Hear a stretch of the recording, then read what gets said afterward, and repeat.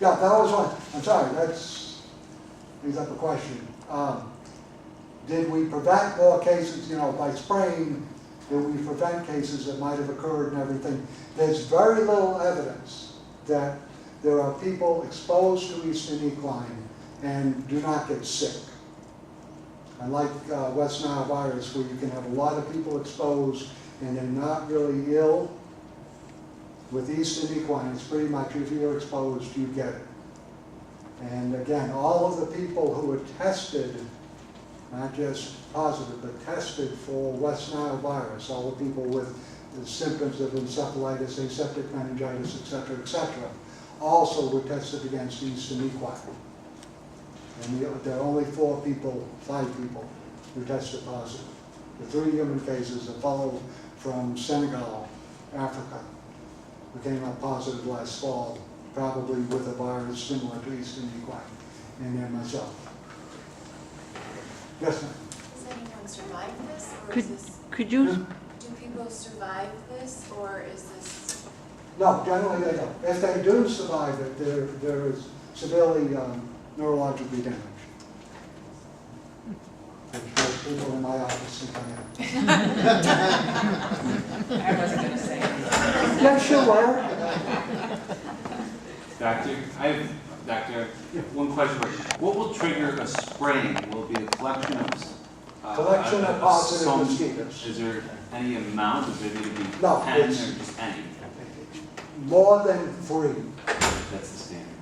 And public opinion, Mr. Get off to the spring. The last time we had spraying, the county said, we're not gonna spray, we don't have any. But the people were against it, they wanted it sprayed. And they sprayed, and they should spray. You're gonna kill somebody or half a dozen horses. You should spray them. Well, the thing is, I don't have any sympathy for the horse owner. Because for $25, he can vaccinate his animal. Yeah, it's true, but not humans. Not humans, no. Not spray. Again, it's, Overspray, kill a few robins and stuff like that. All right, thank you. thank you.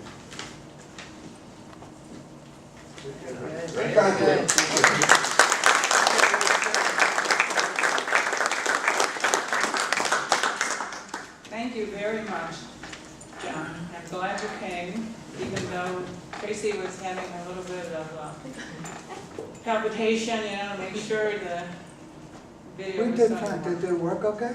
Yeah, Oh, yeah. it did. Very good. Did you see everything? Did I answer all the questions, John? Yeah. Very thoroughly. It's good. Yeah. Yes, thank you very much. Are we going to keep the CD? Thank you, sir. You guys When they bite, do they die afterwards? No, absolutely not. You wouldn't have any disease. Can you put it on the website, Tracy?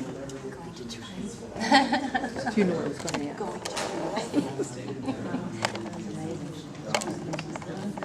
Thank you again, Dr. Howard. You're welcome. Moving on to the agenda, Sharon Eden had gone to a recent tax conference and had provided us with a nice summary of her events there. And Sharon, a couple of the items that are important. Sure. Excuse me, Mrs. Edith, would you stand up? Can't see if you're not standing up. I'm sure you're not. Well, we put on a chair all the time, I don't know what you wanted, but I kind of did a little bit of a highlight so you have some idea that the money that was spent was for a good purpose. It really was. I did learn a lot. We had a motivational speaker who came, talked about communication skills, something probably most of us know about, but sometimes need to be reminded of some things. The Office of Real Property Services came and talked about the budget. The extension of the budget was going on, what a mess we're in, what will stop it. The tax relief taxes are way too high. They're talking about restoring some, I use that word loosely, rebates to the older citizens only. That's going to fly with whatever happens. School aid is a huge problem. There's suggestions appearing and disappearing. They gave a class on corrections of errors. Sorry, Brad. The real property tax law says that even though the errors are created in another department, that the department of the assessor creates a form which asks that a correction be made, and though these corrections are from all different things, they come to the receiver. By law, the receiver will do the recalculations, correct the tax roll, adjust the warrants, send out new corrected bills. We have a lot of experience in that, unfortunately, in the past few years, so I'm really the queen of it now, trust me. Office safety and risk management, there was a wonderful policeman who came. He talked to us about protecting ourselves, our employees, and our office. We did very well. I have two things I need to speak to Joe about because I think they might help us a little bit, but otherwise our office ranked real high. The Association of Towns had special counsel there. There are some proposed bills on the floor. Trust me when I say some of these are horrible. The first thing that was being talked about a lot is sending tax bills via email to the property owners. Don't smile. It's going to be a huge expense to the town, I think, if they do it. It's bouncing around. There's a big issue about invasion of privacy. Once I have someone's email address in my office, anyone can foil that information that's attached to it. So tax bills will no longer be used as mailers like they are. They'll have to go in an envelope with a letter telling you have this option, blah, blah, blah, blah, blah. So there's a lot of fighting going on about that. That brought a second bill along which said they would like to have electronic tax receipts. Same problem, invasion of privacy, the envelopes, the letters, the addresses. So there's a whole bunch of fighting going on the floor.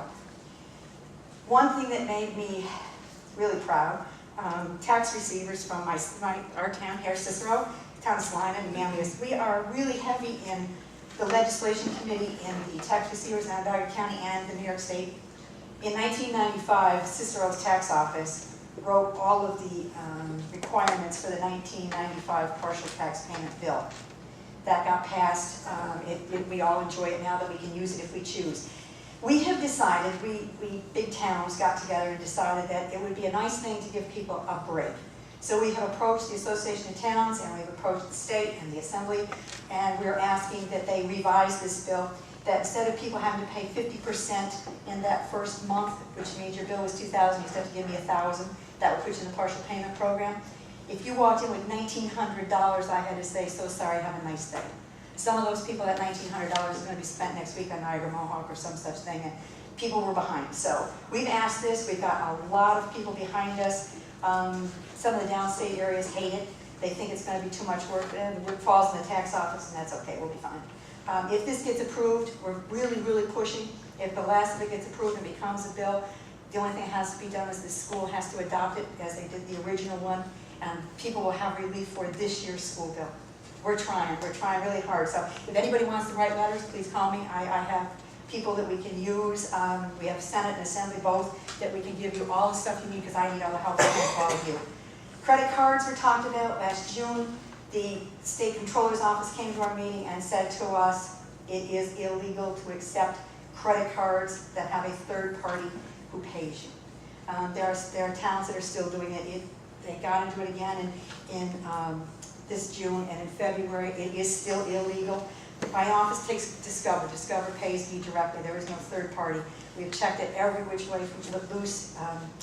I'm not going to do it. I'm not going to change for a while. It costs you to use a credit card, so we're just going to stay with it because we don't want to put ourselves out there. Crimes, check fraud, counterfeit stuff. Our office got a nice thing. A few years ago, I bought a machine to count money. And there was a lot of jokes about maybe I couldn't count. And I said it really did have a facility in it that would tell you if you had a counterfeit bill. We've only had two. Two could be expensive because he who's paying me loses his money and I'm short in the tax bill. So it was a great thing. There are very few. I think there were 3 of us that had made the investment, so Cicero looked very good. Check fraud, check 21 has kind of helped that a lot. There's a thing called positive pay, which is out there that's supposed to be important. I don't write enough checks to use that. Something that he brought up was a copy machine. When we get rid of a copy machine, it has a hard drive. Everything that's copied is in a memory in that machine, so we want to make sure we do that. I don't get involved with that, so maybe to me I was just the new guy on the block, but I think it's something to share. They talked for a long time about passwords and not letting sites remember passwords, so you know how important that is for all of us. There was talk about electronic check scanners and remote capture. Some of that happens in Onondaga County, I do not do it. I don't see where it saves us any money at the present time. I've talked to everybody at different banks. For me, it just doesn't seem like a big thing yet. New York State cyber crimes, there was a New York State